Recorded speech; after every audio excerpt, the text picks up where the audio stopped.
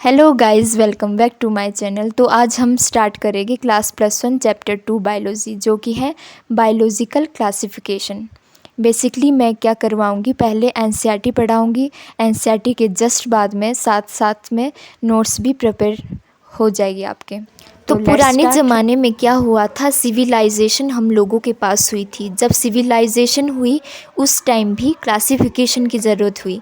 क्यों ज़रूरत पड़ी? क्योंकि हम लोगों को क्या चाहिए होता है, रोटी, कपड़ा या मकान, फूड, शेल्टर एंड क्लोथिंग। इसके लिए क्लासिफिकेशन हुई। क्लासिफिकेशन के अंदर सबसे पहले नाम आता है, वो है Aristotle. Aristotle was the earliest to attempt a scientific basis for classification. उन्होंने दिया। उन्होंने मॉर्फोलॉजिकल कैरेक्टरिस्टिक पर एरिस्टोटल ने क्लासीफाई किया। इसलिए एरिस्टोटल जो थे ये अर्लीस्ट थे जिन्होंने साइंटिफिक बेसिस ऑफ क्लासिफिकेशन दिया। और उन्होंने यहाँ क्या इंक्लूड किया, उन्होंने यहाँ पर मॉर्फोलॉजिकल कैरेक्टर यहाँ पर इंक्लूड किया। मतलब किस किस में डिवाइड किया उन्होंने, किया प्लांट्स एंड एनिमल के बेस पर। प्लांट्स में रख दिए उन्होंने trees, shrubs and herbs, and animal को डिवाइड किया, रेड ब्लड था जिनमें एंड जिनमें रेड ब्लड नहीं था। अब फटाफट से इसको याद करने का टाइम आ गया है। सबसे पहली बात, जब सिविलाइजेशन स्टार्ट हुई तो क्या किया गया, क्लासिफिकेशन करना स्टार्ट किया। क्यों किया? क्योंकि हमें ज़रूरत थी, हमें एक नीड थी वहाँ पर। क्यों नीड थी? रोटी के लिए, कपड़े के लिए एंड मकान के लिए, फूड, शेल्टर एंड क्लोथिंग के लिए हम लोगों को वहाँ पर उस चीज़ की ज़रूरत थी। सबसे पहली क्लासिफिकेशन किसने किया? एरिस्टोटल ने। Come on guys, 2 bar repeat करो इसको मेरे साथ। सबसे पहले क्लासिफिकेशन किसने किया? एरिस्टोटल ने, जो कि एक साइंटिफिक क्लासिफिकेशन था। किसके ऊपर बेस्ड था? मॉर्फोलॉजिकल कैरेक्टर पर वो वहाँ पर बेस्ड था। सिर्फ बाहर से देखकर ही उन्होंने क्लासिफाई किया था। उन्होंने उसको 2 कैटेगरी में डिवाइड किया था, प्लांट्स एंड एनिमल। प्लांट्स में आते हैं trees, shrubs and herbs, and animals में जिसमें रेड ब्लड था एंड जिसमें रेड ब्लड नहीं था। अब एरिस्टोटल जी से काम नहीं चला तो अब कौन आएंगे? लिनस, जिन्होंने दी 2 किंगडम ऑफ क्लासिफिकेशन। 2 किंगडम कौन कौन सी होगी जो ज़्यादा फेमस होगी, मतलब Plantae and anaemia, plants and animal, जो कि हम बचपन से पढ़ते आ रहे हैं। लेकिन क्या प्रॉब्लम हुई जो अब हमें 5 क्लासिफिकेशन जो आजकल हम पढ़ रहे हैं, ये क्यों करना पड़ रहा, मतलब कुछ रीज़न क्यों थे? तो इसके मेनली 3 रीज़न थे।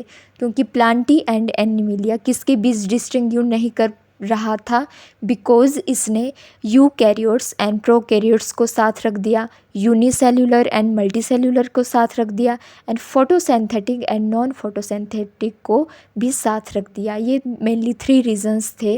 एंड फोटोसिंथेटिक होते हैं green algae and non photosynthetic होते हैं फंजाई। तो चलते हैं, इसको रिवाइज करते हैं। तो लिनस ने कितने किंगडम ऑफ क्लासिफिकेशन दी थी? 2 किंगडम ऑफ क्लासिफिकेशन। किस किस के बेस पर? एनिमेलिया एंड प्लांटी के ऊपर। तो प्लांटी में मेनली क्या आता है? प्लांट्स, एंड एनिमेलिया में क्या आते हैं? एनिमल्स। तो प्लांट्स में क्या आते थे? ट्रीज, श्रब्स एंड हर्ब्स, जो हमने पीछे किया था। एंड एनिमल्स में आते हैं रेड ब्लड जिसमें था एंड रेड ब्लड जिसमें नहीं था। इसको अंडरस्टैंड कर पाना इजी था, बट ये इनएडिक्वेट था। क्योंकि इसको 3 रीजंस में डिस्टिंग्विश नहीं कर पाया था। वो मेनली 3 रीजंस थे। यूकैरियोट को प्रोकैरियोट्स के साथ रख दिया गया था, यूनिसेल्युलर एंड मल्टीसेल्युलर को साथ रख दिया गया था, and photosynthetic and non photosynthetic को साथ रख दिया गया था। इससे हम लोगों का यहाँ पूरा काम नहीं चल पाया, राइट? तो ये भी हम लोगों का कवर हो गया है। अब देखते हैं, अभी तक एरिस्टोटल ने किस चीज़ के बेसिस पर क्लासिफिकेशन किया था? सिर्फ बाहर से देखकर, ओनली उसकी मॉर्फोलॉजी के बेसिस पर ही उसने क्लासीफाई किया था।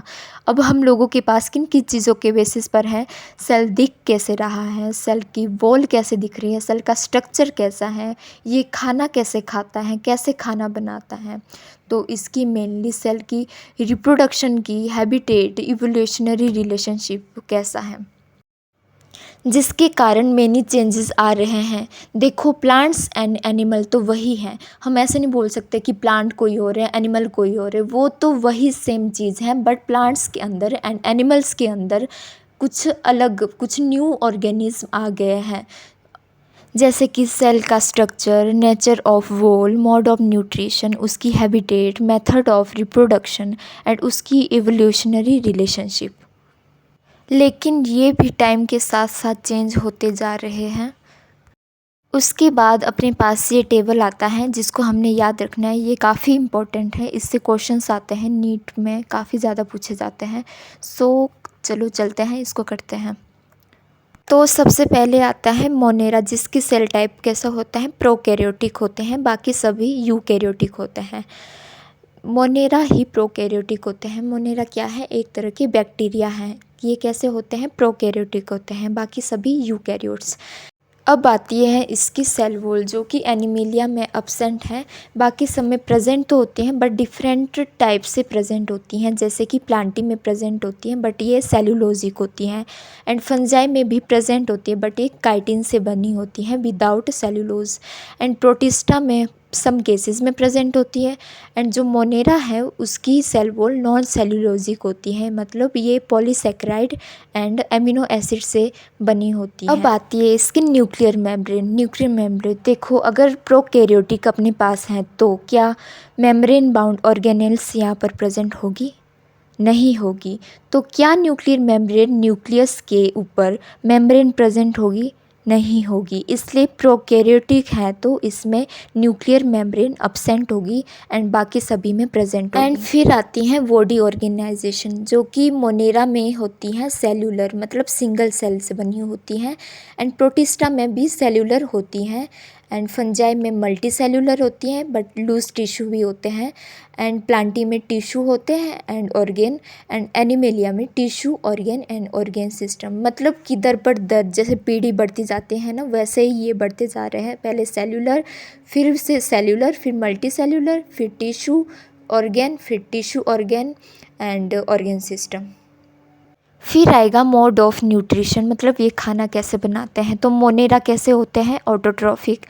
प्रोटिस्टा भी कैसे होते हैं, ऑटोट्रॉफिक। फंजाई कैसे होती है, हिट्रोट्रॉफिक। एंड प्लांटी कैसे होती है, autotrophic. And animalia heterotrophic. Autotrophic होते हैं जो कि अपना खाना खुद बनाते हैं, एंड हिट्रोट्रॉफिक जो कि दूसरों पर डिपेंड होते हैं, मतलब फंजाई एंड एनिमेलिया दूसरों पर डिपेंड होते हैं अपना खाना बनाने के लिए। तो फिर आए R.H. व्हिटेकर, जिन्होंने R.H. व्हिटेकर ने 1969 में प्रपोज किया 5 किंगडम ऑफ क्लासिफिकेशन।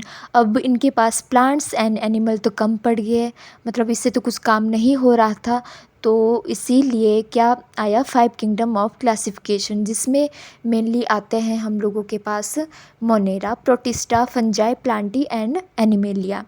इसको कौन कौन से चीज़ों पर क्लासिफाई किया गया, ये रहा हमने अभी अभी पीछे किया था। तो वो मेनली थे सेल का स्ट्रक्चर, सेल की body organisation, thallus of organisation, मतलब ये यूनिसेलुलर होगा या मल्टी सेलुलर होगा, mode of nutrition and reproduction. Then इसको 3 डोमेन सिस्टम में डिवाइड किया गया, जिसमें मोनेरा लिया गया एंड रिमाइन यूकैरियोट्स। तो मोनेरा में मेनली 2 डोमेन्स रखे गए एंड यूकैरियोट्स में 1 रखा गया। तो मेनली कितने हो गए, 6 किंगडम ऑफ क्लासिफिकेशन, क्योंकि मोनेरा में तो कितने हो गए अब 2, एंड इसमें कितने हो गए 4, तो कितने हुए 6 किंगडम ऑफ क्लासिफिकेशन। फिर 5 किंगडम सिस्टम ऑफ क्लासिफिकेशन क्या क्या इंक्लूड करता है, bacteria, blue green algae, fungi को, मोसिस को, फंस को, जिम्नोस्पर्म, एंजियोस्पर्म को। इन सभी को पहले प्लांटी के अंडर माना जाता था। क्यों? क्योंकि उनके पास क्या होती थी, अपनी सेल वॉल होती थी, और एनिमल्स के पास तो अपनी सेल वॉल नहीं होती है।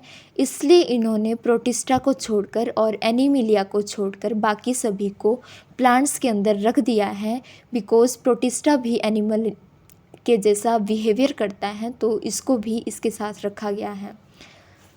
क्योंकि येलियस प्लांट में देखा जाए तो bacteria, blue green algae, fungi, mosses, ferns, gymnosperm and angiosperm. तो bacteria and blue green algae किसके अंदर आती हैं, मोनेरा के अंदर, एंड फंजाई किसके अंदर आती हैं, fungus, and mosses, ferns, gymnosperm and angiosperm Plantae के अंदर रखी जाती हैं, बिकॉज इसमें सेल वॉल प्रेजेंट होती है।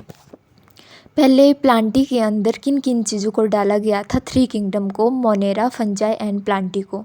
बट ये डिस्टिंग्विश नहीं था किन किन 3 चीज़ों के बीच में। हमने पीछे भी किया था, prokaryotic and eukaryotic, unicellular and multicellular, photosynthetic and non photosynthetic के साथ रख दिया गया, जबकि ये बिल्कुल भी सही नहीं था।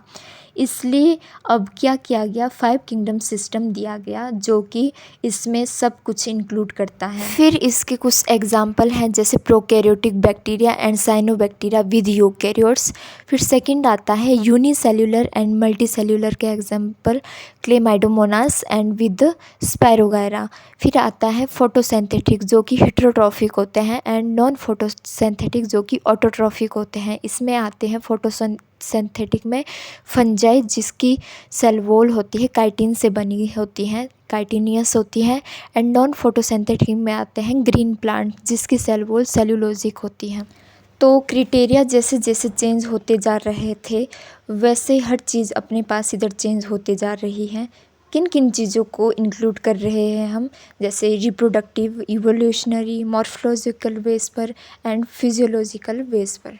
तो अब डिटेल में हम इसके अंदर करेंगे कुछ characteristic kingdom Monera, Protista, fungi, जो कि वही टेकर ने दी थी। तो करते हैं किंगडम मोनेरा से स्टार्ट। तो सबसे पहले हमारे पास आते हैं किंगडम मोनेरा। मोनेरा के अंदर आते हैं बैक्टीरिया। तो बैक्टीरिया ही इसके राजा हैं, because bacteria are the sole member of the kingdom Monera. These are the most abundant micro organism, मतलब ये आपको हर जगह पर मिलेगी। तो आप बोलेंगे वैसे क्या दीदी, ये हर जगह पर बैक्टीरिया है? ऐसे तो ये एक्सट्रीम हैबिटेट के अंदर आएंगे, चाहे फिर हॉट स्प्रिंग हो, डेजर्ट हो, स्नो हो या डीप ओशंस हो। कितनी ही एक्सट्रीम कंडीशन आ जाए, सभी कंडीशन के अंदर इसका मतलब ये सर्वाइव कर सकते हैं। तो मैंने कहा कि हाँ जी, because they are the most abundant micro organism, ये आपको हर जगह पर मिलेंगे। अब इनकी क्लासिफिकेशन देख लेते हैं बेस्ड ऑन दियर शेप। इसकी शेप कैसी है, बैक्टीरिया की शेप किस तरह की है, तो देखते हैं चलो इसकी शेप। और ये एग्ज़ाम में काफ़ी बार पूछा जाता है, इसकी शेप ज़रा ध्यान से देखना।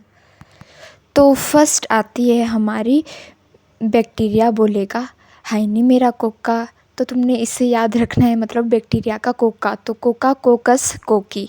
दूसरा बोलेगा बेबी को बेस पसंद है, बेसिलस बेसिली। एंड तीसरा है स्पाइरलर शेप, तो ये कैसा होगा, स्पाइरलम शेप का। एंड फोर्थ है विब्रियम विब्रियो शेप का, जो कि कोमा शेप का आपको दिख भी रहा होगा। एक बार फिर बोल रही हूँ, ये बहुत इम्पोर्टेंट है, इसको देख लेना। तो चलते हैं दूसरी तरफ। बैक्टीरिया का जो स्ट्रक्चर होता है वो बहुत ही ज़्यादा सिंपल होता है, बट कॉम्प्लेक्स इन बिहेवियर। जैसे हमने पीछे देखा था कोकी का स्ट्रक्चर, ये सारे बैक्टीरिया के जो स्ट्रक्चर है बहुत छोटे छोटे होते हैं, पर बोलते हैं ना जितने छोटे उतने खोटे। तो ये कॉम्प्लेक्स इन बिहेवियर होते हैं एंड मेटाबॉलिक डाइवर्सिटी शो करते हैं as a group. As a kingdom पूछा जाए तो ये सबसे ज़्यादा मेटाबॉलिक डाइवर्सिटी शो नहीं करते हैं, एंड अगर एज अ ग्रुप पूछा जाए तो ये मेटाबॉलिक डाइवर्सिटी शो करता है। एज अ ग्रुप याद रखना है। कुछ बैक्टीरिया ऑटोट्रॉफिक होते हैं एंड कुछ हीटेरोट्रॉफिक होते हैं। ऑटोट्रॉफिक होते हैं जो कि अपना फूड खुद बनाते हैं। They synthesize own food from inorganic substance. They may be photosynthetic autotrophic और कीमोसिंथेटिक ऑटोट्रॉफिक। फिर आते हैं heterotrophic. They depends upon the other organism और dead organic matter for food. ये अदर ऑर्गेनिज्म पर डिपेंड होते हैं फूड बनाने के लिए। तो चलते हैं इसको एक बार रिवाइज करते हैं। बैक्टीरिया कैसे होते हैं, सिंपल इन स्ट्रक्चर होते हैं बट कॉम्प्लेक्स इन बिहेवियर होते हैं, जितने छोटे उतने खोटे। अगर इसको एज अ ग्रुप देखा जाए तो ये सबसे ज़्यादा मेटाबॉलिक डाइवर्सिटी शो करते हैं, लेकिन अगर एज अ किंगडम देखा जाए तो ये सबसे ज़्यादा मेटाबॉलिक डाइवर्सिटी शो नहीं करता है। ये इम्पोर्टेंट है, इसको याद रख लेना। फिर आते हैं ऑटोट्रॉफिक। ऑटोट्रॉफिक में कैसे होते हैं, फोटोसिंथेटिक एंड कीमोसिंथेटिक। एंड हीटेरोट्रॉफिक होते हैं जो कि अदर ऑर्गेनिज्म पर डिपेंड होते हैं एंड डेड मैटर पर। अब है बैक्टीरिया की 2 क्लासिफिकेशन, जो कि हैं Archie bacteria and you bacteria. ये 2 टाइप्स की होती हैं, आर्की एंड यू बैक्टीरिया। तो आर्कीबैक्टीरिया क्या करते हैं, ये मोस्ट मार्श हैबिटेट के अंदर भी ये रह लेता है। अगर बहुत ज़्यादा साल्टी बात करूँ, हेलोफिल्स साल्टी एरिया, देखो यार एक्सट्रीम हैबिटेट आप सभी को पता है कि एक्सट्रीम हैबिटेट होगी कौन सी, जिसमें हम लोग खुद नहीं रह सकते हैं, क्योंकि हमारी जो ऑस्मोटिक कंडीशन है वो फिर बिगड़ जाएगी, इसलिए हम एक्सट्रीम हैबिटेट में नहीं रह सकते हैं। तो एक्सट्रीम साल्टी एरिया को क्या बोलेंगे हम, हेलोफिल्स, एंड हॉट स्प्रिंग को बोलेंगे हम थर्मो एसिडोफिल्स। थर्मो से ही पता लग रहा है तो इसका आएगा hot spring. And marshy area को बोलेंगे हम मिथेनोजिन्स। तो एक बार रिवाइज कर लेते हैं। तो आर्कीबैक्टीरिया कैसे होते हैं, कहाँ पर रहते हैं, ये हार्श हैबिटेट में, एंड ये डिफरेंट सेल वॉल स्ट्रक्चर कोज करता है। एंड इसमें 3 टाइप्स की वो होती हैं, जैसे हेलोफिल्स कहाँ पर होती है, extreme salty area, and thermoacidophiles hot spring, and methanogens marshy areas. तो फिर देखा गया कि काफ़ी सारे रूमिनेंट एनिमल जैसे काऊ, बफेलोज़ के गट में ये प्रेजेंट होते हैं, वहाँ पर क्या करेंगे, डंग से मीथेन गैस, बायोगैस का प्रोडक्शन करेंगे। In the gut of ruminant animals, वो है काउज एंड बफेलोज़, डंग से क्या बनाएंगे, ये बायोगैस। अब आता है हमारा दूसरा बैक्टीरिया जो कि है यू बैक्टीरिया। यू बैक्टीरिया कैसे होते हैं, ट्रू बैक्टीरिया। यू बैक्टीरिया का मतलब है ट्रू बैक्टीरिया। अब यार सेल वॉल तो इनकी अच्छी होगी, और अगर मोटाइल इनको बनाना है तो फ्लैजिला भी इनके पास होगा। इसको आप छोड़ो, इधर से समझ नहीं आएगा, तो करते हैं इसके टेबल को देख के। यू बैक्टीरिया जो कि होते हैं ट्रू बैक्टीरिया, इसकी वॉल कैसी होती है, रिजिड वॉल एंड फ्लैजिलम जिसमें मोटाइल प्रेजेंट होता है। बाकी ये मेनली 2 टाइप्स की होती हैं, ऑटोट्रॉफिक एंड हिट्रोट्रॉप्स। ऑटोट्रॉफ्स में आते हैं photosynthetic and chemosynthetic. And photosynthetic होते हैं साइनोबैक्टीरिया, जिसको हम बोलते हैं blue green algae. And blue green algae, इसमें क्या क्या होता है, क्लोरोफिल ए प्रेजेंट होता है, एंड ये यूनिसेलुलर होती है, कॉलोनियल होती है, एंड फिलामेंटस होती हैं। कॉलोनियल होगी तो इसमें जिलेटिनस शीथ भी प्रेजेंट होगी, एंड ये mainly fresh water, marine water and terrestrial में पाई जाती हैं। Form blooms polluted water and fix N two in heterocyst. इसका एग्जाम्पल आता है नोस्टॉक एंड एनाविना। फिर दूसरा आता है कीमोसिंथेटिक। कीमोसिंथेटिक क्या होता है, इसमें इनऑर्गेनिक सब्सटेंस की ऑक्सीडाइज होते हैं, जैसे नाइट्रेट्स, नाइट्राइट्स एंड अमोनिया। ये मेनली एनर्जी रिलीज़ करते हैं, एंड अगर ये एनर्जी रिलीज़ करेंगे तो ये एटीपी की प्रोडक्शन करेंगे। एंड फिर ये recycling like nitrogen, phosphorus and iron and sulphur को ये रिसाइकल करेगा। हिट्रोट्रॉप्स। हिट्रोट्रॉप्स कैसे होते हैं, most abundant and important decomposer होते हैं। ये मेनली देखा जाए तो ह्यूमन अफेयर्स में रोल करता है, जैसे दही बनाने में, एंटीबायोटिक एंटो की फिक्सेशन करने में। तो ये डिजीज़ भी कोज करता है, जिसका ट्रिक है, मतलब याद करने का ट्रिक है TTCC, टेक केयर। मतलब आपको पहले ही बैक्टीरिया बोल रहा है कि टेक केयर, मुझसे बच कर रहो। तो इसके जो डिजीज़ है वो है chlorella, typhoid, tetanus and citrus.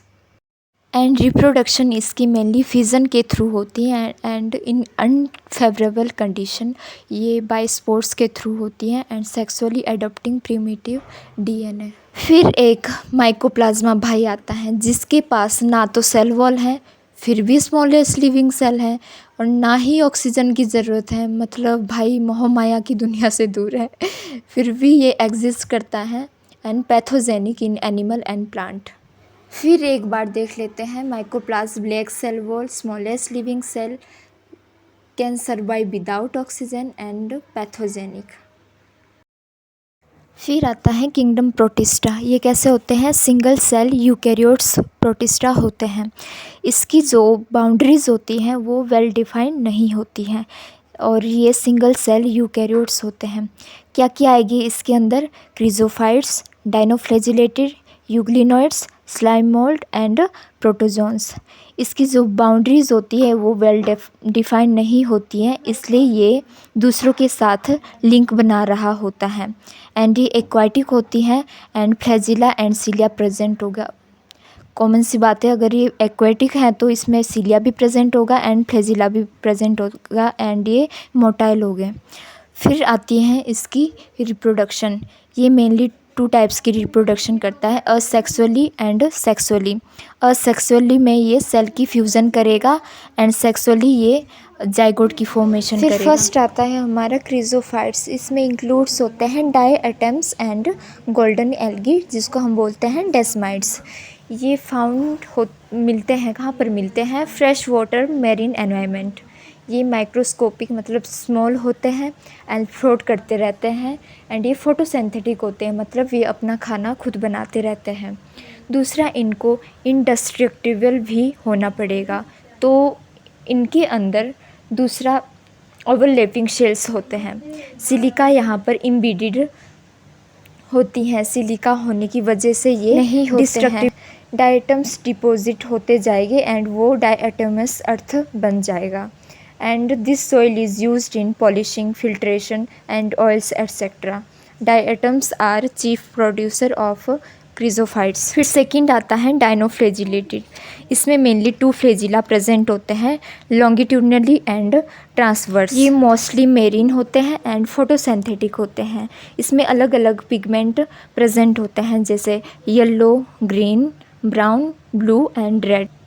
और यहाँ पर ये अलग अलग सेलुलोज की प्लेट भी बनाता है। इसका एग्जाम्पल है गोनावलुक्स, जो कि सी रेड भी बोलते हैं इसको एंड रेड टाइड्स भी बोलते हैं।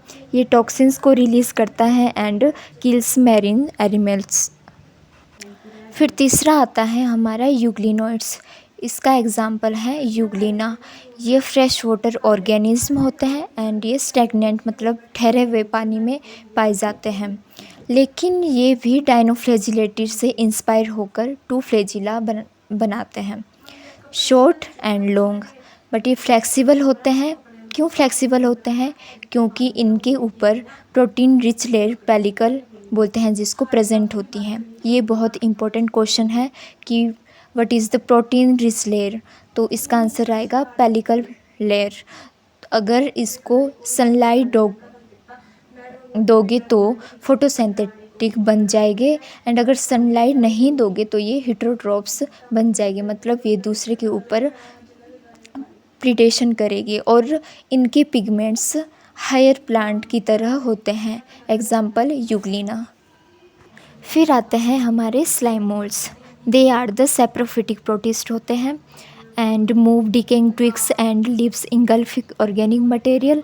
अगर ये स्विचेबल कंडीशन में होंगे तो ये प्लाज्मोडियम की फॉर्मेशन करते हैं एंड अगर ये अनफेवरेबल कंडीशन में होगी तो ये स्पोर की फॉर्मेशन करते हैं, जिसकी ट्रू वॉल्स होती हैं एंड एक्सट्रीमली रेसिस्टेंट होते हैं। तभी तो वो सर्वाइव कर पाएंगे एंड एयर करंट से उनको डिस्पर्स कर देंगे। फिर अगर आपने एक बात नोटिस की होगी तो chrysophytes, dinoflagellates, euglenoids, protozoans and slime moulds, ये 5 के 5 इनमें से क्रिजोफाइट्स, डायनोफ्लेजिलेटेड, यूग्लिनोइड्स कैसे थे? मैरीन थे, फ्रेश थे एंड फ्रेश वाटर मतलब यही थे। एंड जो स्लाइम मोल्ड्स एंड प्रोटोजोन्स है ये अलग ही है, ये वाटर में नहीं पाए जाते हैं, तो ये प्रीडेटर और पैरासाइटिक होते हैं। Protozoans and slime moulds saprophytic होते हैं। फिर आता है हम लोगों के पास protozoans. Protozoans are heterotrophs and live as a predator और पैरासाइट। जो प्रोटोजोन्स होते हैं वो कैसे होते हैं? हेटेरोट्रोप्स पिक टाइप के होते हैं एंड ये प्रीडेटर एंड पैरासाइट की फॉर्म में रह रहे होते हैं। इसके मेनली 4 टाइप्स होते हैं, amoeboid protozoans and flagellated and ciliated and sporozoans protozoans. जो एमीबॉइड प्रोटोजोन्स होता है ये कहाँ लाइव करता है? Fresh water, sea water and moist soil. They move and capture their prey by putting out pseudopodia. Pseudopodia होता है false feet as in amoeba. Marine form have a silica shells on their surface. Some of them are anti-amoeba and parasite. फिर आता है second flagellated protozoans. ये भी free living और parasitic होते हैं। इसके पास भी फ्लैजिला होता है एंड ये डिजीज़ को कोज करता है, स्लीपिंग सिकनेस, जिसका एग्जांपल है ट्रैपेनोसोमा। फिर आता है सिलिएटेड प्रोटोजोन। ये एक्वेटिक होते हैं एंड एक्टिवली मूविंग ऑर्गेनिज होते हैं क्योंकि थाउजेंड ऑफ सिलिया, इसमें presence of thousand of cilia. So ये थी आज की वीडियो। आई होप आपको पसंद आई हो। बाकी का हम अगली वीडियो में करेंगे। Bye, take care.